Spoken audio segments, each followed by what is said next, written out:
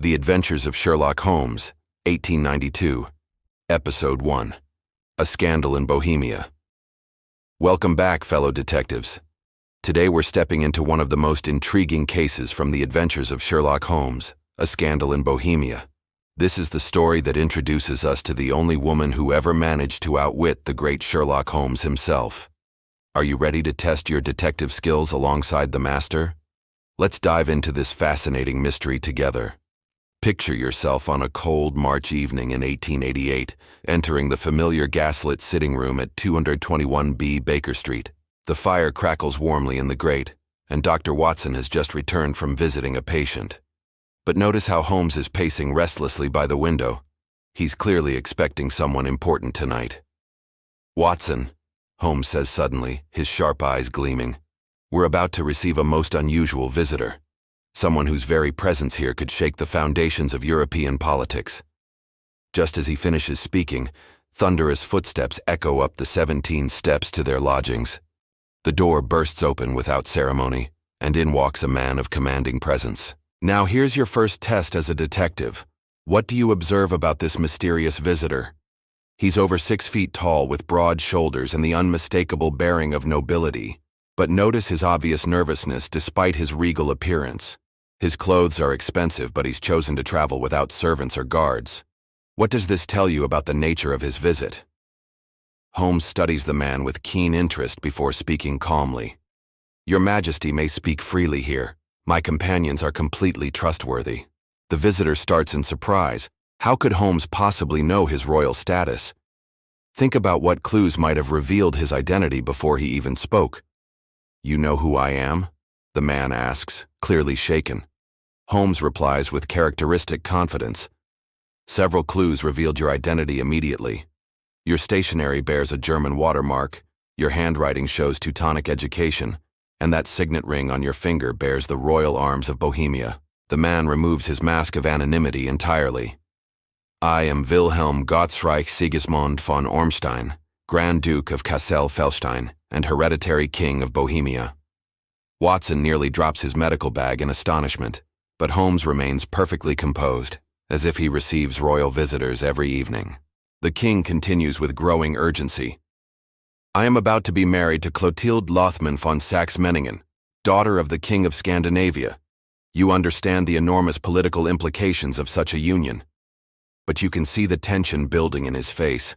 Something is terribly wrong with this royal romance. Here's where you need to think like a detective. If a king comes secretly to a consulting detective on the eve of a politically crucial marriage, what kind of problem could he possibly have that his own considerable resources cannot solve? What would drive royalty to seek help from a private citizen? The king's voice drops to almost a whisper. 5 years ago, during a lengthy visit to Warsaw, I made the acquaintance of Irene Adler, an American opera singer of considerable beauty and remarkable talent. Holmes nods knowingly. He's clearly heard of this woman's reputation. "We became intimate," the king admits with obvious discomfort. "Far too intimate for a man in my position. When I left Warsaw, I believed that chapter of my life was permanently closed forever." But the anguish in his expression tells you everything went wrong with that assumption. "Miss Adler possesses a photograph," he finally confesses. "A compromising photograph of us together. She threatens to send it to my future wife's family the morning of my wedding.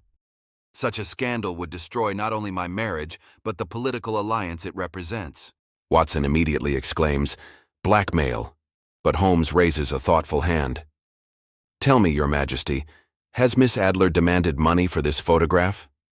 When the king shakes his head, Holmes continues, "Then this isn't blackmail in the traditional sense. She's motivated by something far more personal."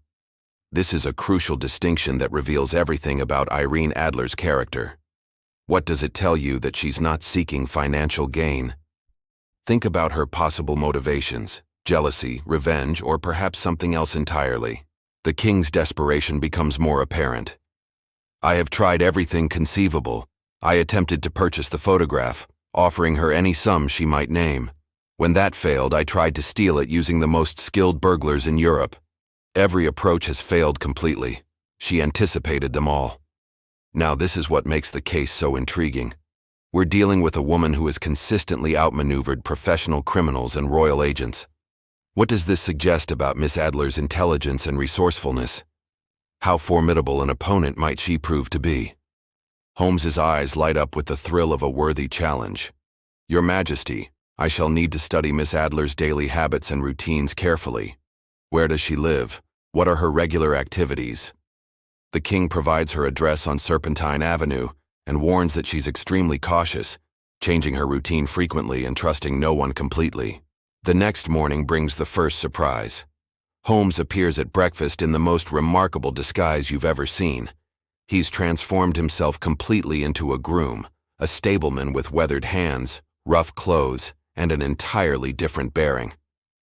"Good Lord, Holmes," Watson gasps. "I barely recognized you."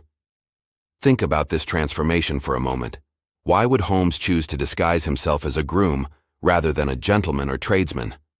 What advantages does this particular disguise offer for surveillance work? How might it help him gather information that other disguises wouldn't? Holmes explains his morning's reconnaissance. "I've discovered something quite unexpected. Miss Adler has been seeing a lawyer named Godfrey Norton quite regularly. But here's the shocking development. They were married this very morning at St. Monica's Church." Watson nearly chokes on his tea. Married. But how does this change our entire situation? This is indeed a crucial plot twist that changes everything. How do you think Irene Adler's marriage might affect her motivations regarding the photograph? Does it make Holmes's task easier or significantly more difficult? But Holmes is already formulating his next move. A married woman has different vulnerabilities than a single one. Tonight we execute a plan that will reveal the photograph's location through the oldest trick in the world, appealing to human instinct. That evening, Holmes outlines his ingenious strategy. "I'll disguise myself as a wounded clergyman and arrange to be helped into her sitting room.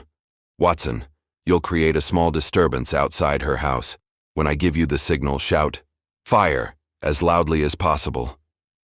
"But Holmes," Watson protests, "what will this accomplish?" Holmes smiles with satisfaction.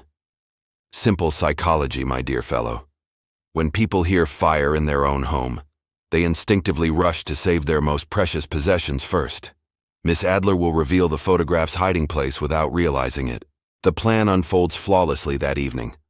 Holmes, convincingly disguised as an injured clergyman with a cut on his forehead, is helped into Irene Adler's elegant sitting room by concerned servants.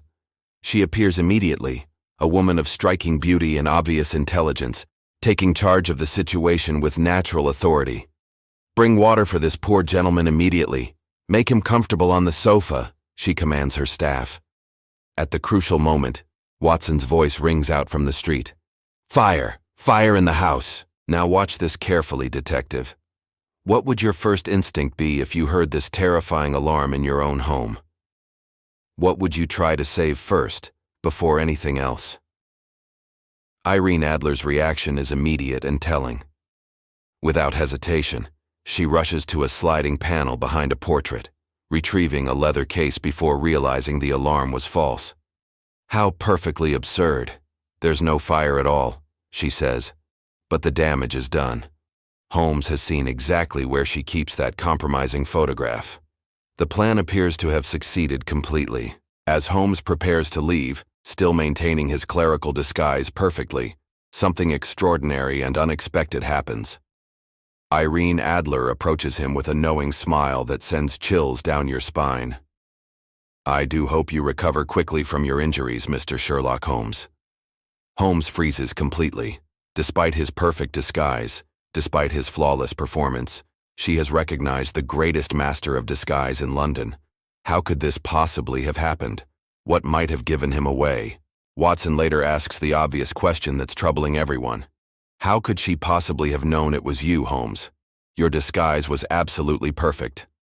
Holmes admits with rare humility, "I gravely underestimated her powers of observation. She's been studying me just as carefully as I've been studying her." This revelation changes everything about the case.